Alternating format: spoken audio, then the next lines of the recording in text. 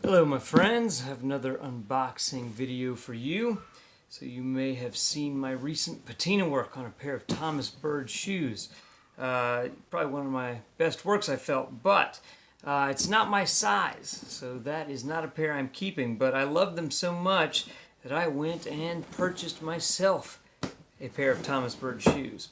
So very excited to get these and to have my own set here.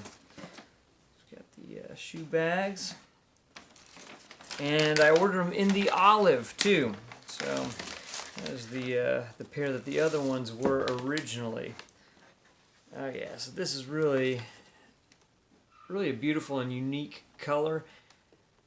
So I love the sleek hole cut design, and the soles on this is nice too. So it's got a little bit of that rubber insert, so a little better traction.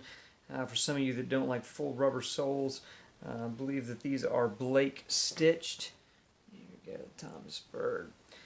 So yeah, very excited about these. Really a beautiful shoe, and I'll probably wear these and have them posted up next week. So yeah, very excited. I may end up doing a patina on them, but I think for now I'm just going to enjoy them as is. They are already beautiful. Thank you.